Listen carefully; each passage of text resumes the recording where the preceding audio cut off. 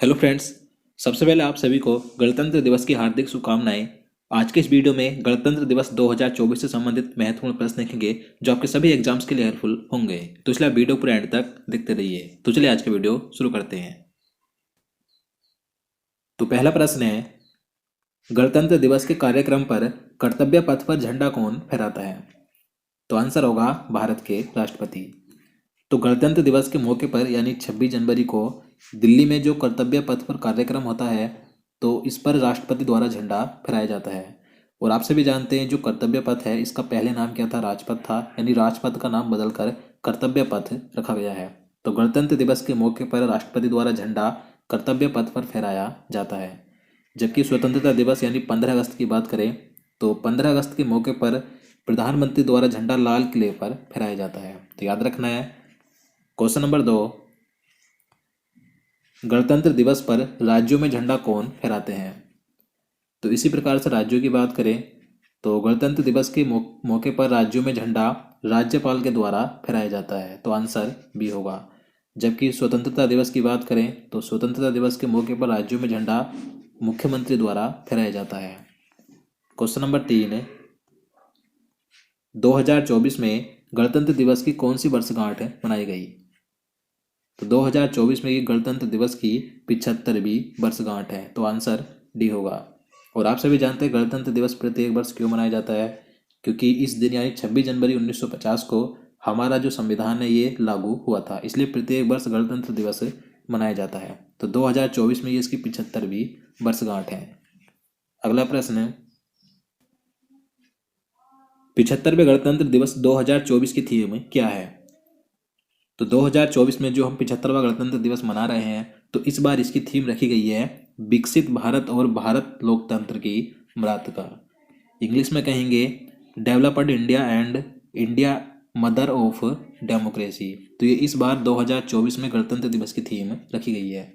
और बात करें 2023 की तो गणतंत्र दिवस 2023 की थीम रखी गई थी जन भागीदारी यानी कि पब्लिक पार्टिसिपेशन। तो याद रखना है।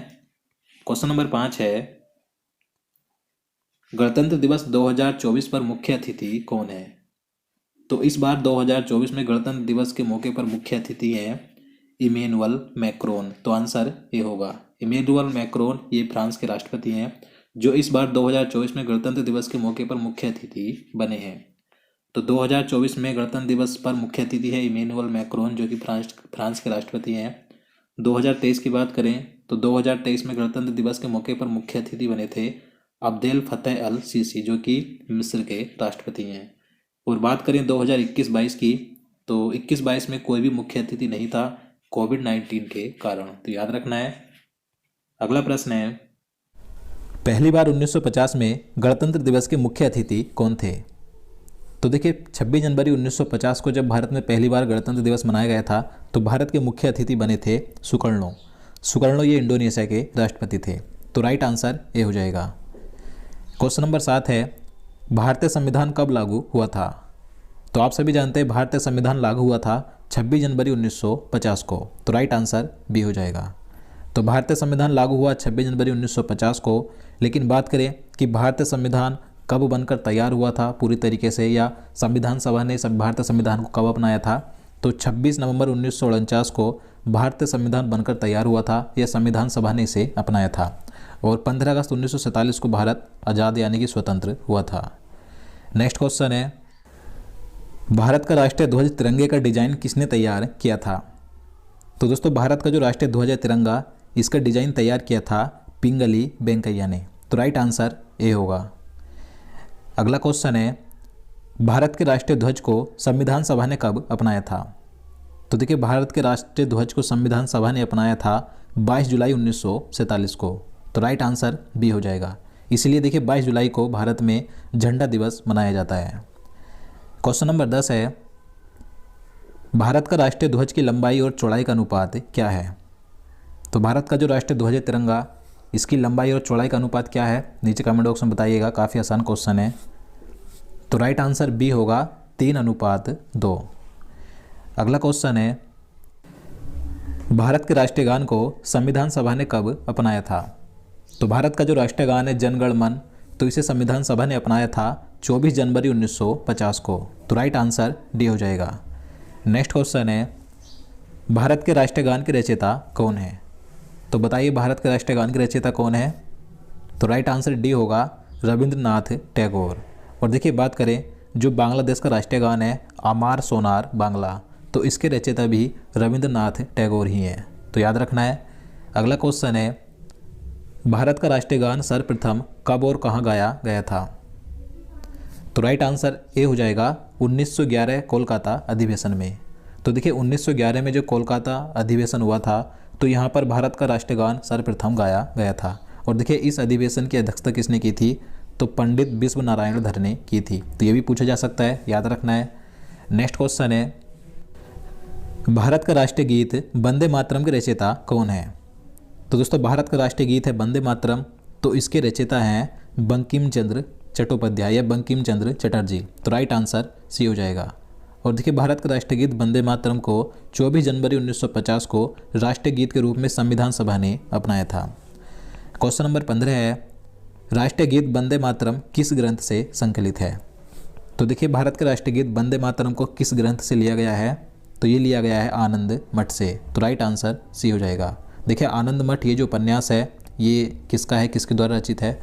तो बंकिम चंद्र चटर्जी का ये उपन्यास है आनंद मठ, यहाँ से वंदे मातरम लिया गया है। नेक्स्ट क्वेश्चन है, भारत का झंडा गीत किसने लिखा है? तो बताइए भारत का झंडा गीत क्या है?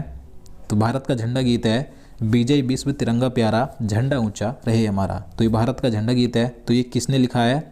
तो ये लिखा है श्यामलाल गुप्त पार्षद ने। तो राइट आंसर बी हो जाएगा, याद रखना है।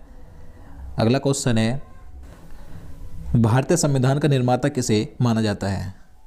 तो आप सभी जानते हैं भारतीय संविधान का निर्माता किसे माना जाता है? भारतीय संविधान के निर्माता कौन है? तो डॉक्टर भीमराव अंबेडकर जी हैं। तो राइट आंसर डी हो जाएगा। अगला क्वेश्चन है, भारतीय संविधान का मसौदा तैयार करने के लिए किस समिति का निर्माण किया गया था?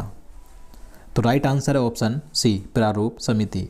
भारतीय संविधान का मसौदा तैयार करने के लिए प्रारूप समिति का गठन किया गया था। देखिए इस प्रारूप समिति के अध्यक्ष थे डॉक्टर भीमराव अंबेडकर और प्रारूप समिति का गठन किया गया था 29 अगस्त 1947 को।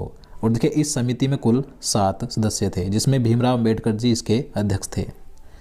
नेक्स्ट क्वेश्चन है, भारतीय संविधान को तैयार करने में कितना समय लगा था? तो भारतीय संविधान को तैयार करने में समय लगा था 2 साल 11 महीने 18 दिन का। तो राइट आंसर बी हो जाएगा। और भारतीय संविधान बनकर कब तैयार हुआ था? 26 नवंबर 1949 को और लागू हुआ था 26 जनवरी 1950 को। नेक्स्ट क्वेश्चन है, संविधान सभा की पहली बैठक कब हुई थी? तो दोस्तों ये क्वेश्चन कई बार पूछा जाता है संविधान सभा से। तो संविधान सभा की पहली बैठक हुई थी 9 दिसंबर 1946 को। तो राइट आंसर ए हो जाएगा। अब देखिए बता दूं, संविधान सभा की जो प्रथम बैठक थी यानी प्रथम अधिवेशन था ये 9 दिसंबर 1946 को हुआ था दिल्ली में। इसके प्रथम अस्थायी अध्यक्ष बनाए गए थे सच्चिदानंद सिन्हा। और संविधान सभा की दूसरी बैठक 11 दिसंबर 1946 को हुई थी। इसके स्थायी अध्यक्ष बनाए गए थे डॉक्टर राजेंद्र प्रसाद। तो ये सभी पॉइंट याद रखने हैं, यहाँ से क्वेश्चन कई बार एग्जाम में पूछे जाते हैं। नेक्स्ट क्वेश्चन है, संविधान सभा के स्थायी अध्यक्ष कौन थे? तो मैंने इससे पहले आपको बता दिया, आप नीचे कमेंट बॉक्स में बताइए कि संविधान सभा की जो प्रथम बैठक हुई थी इसके अस्थायी अध्यक्ष कौन थे और जो दूसरी बैठक हुई थी इसके स्थायी अध्यक्ष कौन थे। तो ये मैं क्वेश्चन आपके लिए छोड़ देता हूँ, आप इसका आंसर कमेंट बॉक्स में जरूर बताइएगा। क्वेश्चन नंबर 22 है, भारतीय संविधान के संवैधानिक सलाहकार कौन थे? तो राइट आंसर ऑप्शन डी हो जाएगा बेनेगल नरसिम्हा राव यानी कि BN राव। BN राव ये भारतीय संविधान सभा के संवैधानिक सलाहकार बने थे। अगला क्वेश्चन है, गणतंत्र दिवस पर राष्ट्रपति को कितने तोपों की सलामी दी जाती है? तो गणतंत्र दिवस के मौके पर झंडा राष्ट्रपति फहराते हैं तो इन्हें 21 तोपों की सलामी दी जाती है। तो राइट आंसर बी हो जाएगा। अगला क्वेश्चन है, भारतीय संविधान दिवस कब मनाया जाता है? तो भारतीय संविधान दिवस मनाया जाता है 26 नवंबर को। तो राइट आंसर सी हो जाएगा, क्योंकि 26 नवंबर 1949 को भारतीय संविधान बनकर तैयार हुआ था। यह संविधान सभा ने अपनाया था, इसलिए 26 नवंबर को संविधान दिवस मनाया जाता है। क्वेश्चन नंबर 25 है, भारत के संविधान में गणतंत्रात्मक व्यवस्था किस देश से ली गई है? तो भारतीय संविधान में गणतंत्रात्मक ये जो व्यवस्था है ये ली गई है अमेरिका से। तो राइट आंसर बी हो जाएगा। आज का लास्ट क्वेश्चन है, प्रारूप समिति का गठन कब हुआ था? तो इसका आंसर आप नीचे कमेंट बॉक्स में बताइएगा कि प्रारूप समिति का गठन कब हुआ था। मैंने इस प्रारूप समिति के बारे में इसी वीडियो में आपको बता दिया है, तो आप इसका आंसर नीचे कमेंट बॉक्स में जरूर बताइएगा। तो दोस्तों आज के लिए इतना ही। उम्मीद करता हूँ आपको वीडियो पसंद आए और आपको वीडियो अच्छा लगा हो, आपके लिए हेल्पफुल हो, तो प्लीज़ वीडियो को लाइक और शेयर करना, साथ ही चैनल को भी सब्सक्राइब कर लेना। तो चलिए मिलते हैं नेक्स्ट वीडियो में। जय हिंद, जय भारत।